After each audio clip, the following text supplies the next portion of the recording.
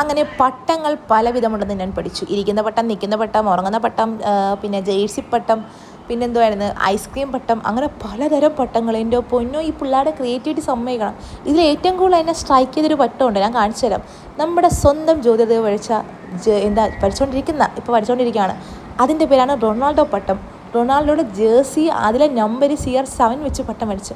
പിള്ളേരുടെ ക്രിയേറ്റിവിറ്റി എന്ന് ആലോചിച്ചു അല്ലേ, എന്നാ ക്രിയേറ്റിവിറ്റി അല്ലേ. അങ്ങനെ പിന്നെ ഇത്രയും സെലിബ്രിറ്റീസ് ആയ പട്ടത്തിലായിട്ട് സെൽഫി എടുത്തില്ലെങ്കിൽ അത് മോശമാകത്തില്ല. അങ്ങനെ പട്ടമൊക്കെ ആയിട്ട് സെൽഫി എടുത്ത്, കാരണം പലതരം പട്ടങ്ങളാണുള്ളത്. പിന്നെ ഇൻ്റർവെല്ലിന് കൊള്ളാനായിട്ട് കുറച്ച് നേരം പാസ് കളിച്ചു.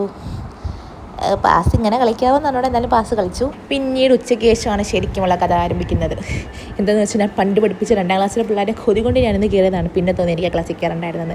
എന്നെ കണ്ടപ്പോൾ പാര എന്നെ എവിടെയൊക്കെ കണ്ടിട്ടുണ്ടെന്നാണ് എല്ലാവരും പറയുന്നത്. ഞാൻ എപ്പോഴും റീലിടുമെന്ന്, എൻ്റെ റീൽ കൊള്ളത്തില്ലെന്നും ഞങ്ങൾ കാണുമെങ്കിൽ ലൈക്ക് ചെയ്തില്ലെന്നും അങ്ങനെ പറഞ്ഞങ്ങ് തുടങ്ങി.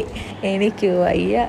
പിന്നീട് ഇതാണ് എന്നെ വരച്ചോണ്ട് തന്നണ്ട, ഇത് ആര് എന്നെ വരച്ചോണ്ട് തന്നണ്ട, എനിക്ക് വയ്യ. ഞാൻ ഇത്ര ലുക്കായിരുന്നു, എനിക്ക് വയ്യ. കുട്ടികളുടെയൊക്കെ ഓരോ കലാവിരുത്. അങ്ങനെ എങ്ങനെയെങ്കിലും ഞാൻ ആ ക്ലാസ്സിൽ നിന്ന് ഒരു രക്ഷപ്പെട്ട് എൻ്റെ പഴയ 4ാം ക്ലാസ്സിലോട്ട് വന്ന് ഇവിടെ വന്നപ്പോൾ എന്ത് സമാധാനം, എന്ത് സ്വസ്ഥത.